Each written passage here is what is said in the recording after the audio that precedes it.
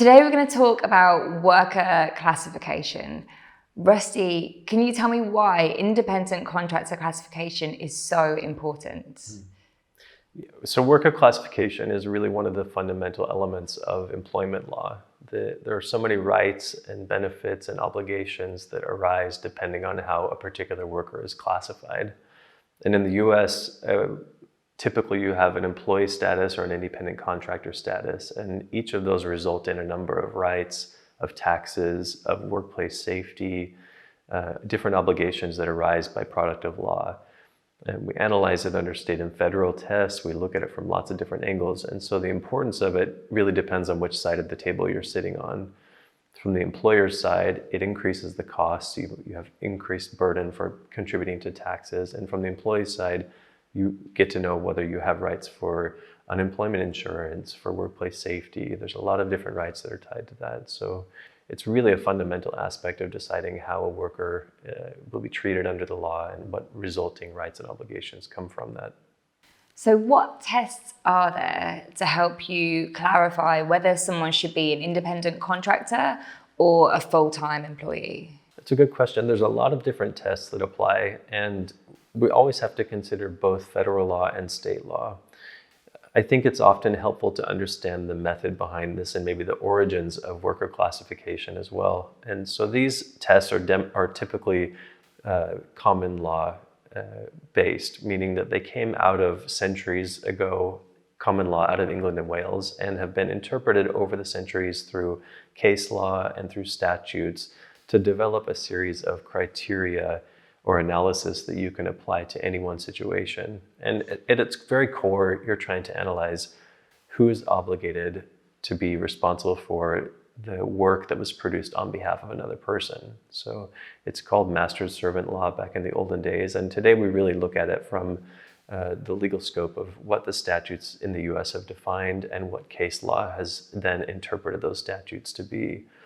Federally, we're going to look at the Fair Labor Standards Act and Department of Labor Analysis. You're also going to look at the Internal Revenue Service and how they've applied their sort of 20-question test. And on state levels, it really depends on where the worker is and the different kind of agencies that are involved to really understand what tests they would apply.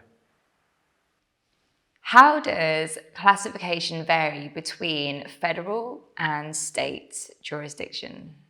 So the differences are really based on the magnitude and frequency of misclassification. So the federal government will often look at bad actors that are really misclassifying a lot of different workers. So it would be pattern-based. It's going to be large industries or groups of people. We've seen this a lot in the rideshare communities, for example. But more, the frequency will be on a state level where you have individuals who are misclassified because they're, for example, hurt on the job, or they apply for unemployment insurance benefits when they're between jobs, and we find out that they had been treated as an independent contractor, but in fact should have been an employee. And so it's a one-off claim that happens from an individual worker.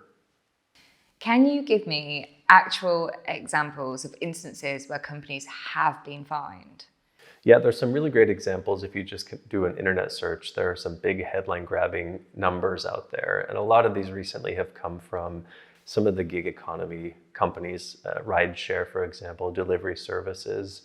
And the reason for that is that this was a new class of workers that were being treated independently, but then receiving a lot of guidance from the companies that they were contracted to work for. And so it's created big questions around how do you treat those workers? And some of the big fines have been in settlement of the claims that are out there and haven't really resolved the question for us. And some of it really has been because there was mistreatment of workers. And as we see a political landscape shifting, there's also more scrutiny and more attention to whether or not workers are being protected and treated fairly under law. What are the benefits to the contractor? And typically speaking, what kind of arrangements would they prefer? The question of what benefits they receive really depends on the situation. So some people who are in business for themselves really like the flexibility and the mobility of defining how they work and where they work, and they have more control over determining the pricing of their services and how they're delivered. There's a lot more independence just by the nature of being an independent contractor. And traditionally speaking, employees have less of an influence on the way that their job is going to be performed. There's less agility. The time to contract somebody can often be much harder. And then there's really a bottom line income question. When somebody's an employee, there's a lot more money that's paid in to contribute to taxes from the employer side. And so that often means less money in their pocket. And somebody who wants to maintain independence really sees an immediate benefit of more money in their pocket that they can decide how it's going to be earned. When should we evaluate a contractor?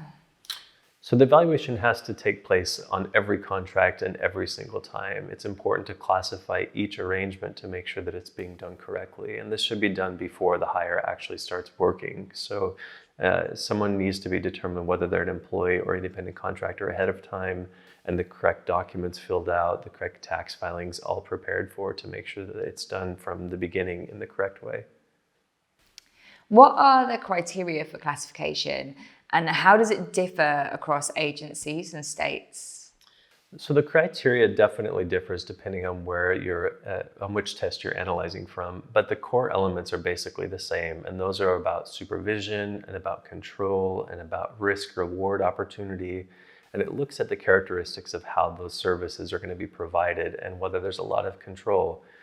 Some of the tests will look at things like whether the hiring party is providing tools or whether they're advertising themselves to be in business for themselves. So there's a lot of different components that we analyze each time, and depending on where they're located, those have different impacts on the outcome.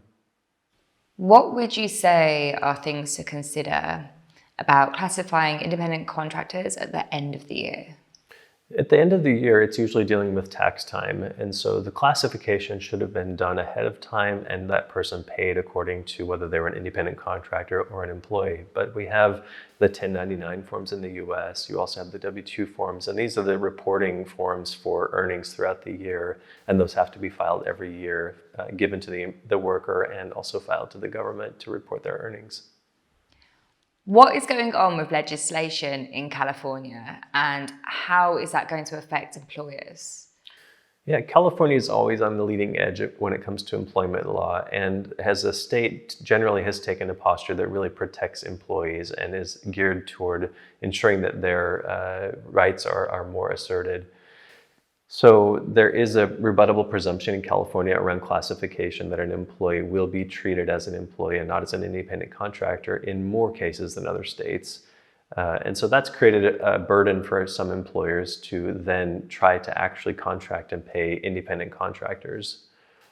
And more recently, there's been the passage of SB 1162. It's a new state law which has created a department within the state labor commission that now is going to look at pay equity and making sure that some of the protected classifications of the type of workers, that's now being linked up to the pay bands within that company. And that will be reported to the state to look at, and provides more transparency to the employees to understand what kind of pay occurs within their company as well. What do the recent Biden administration changes mean for employers?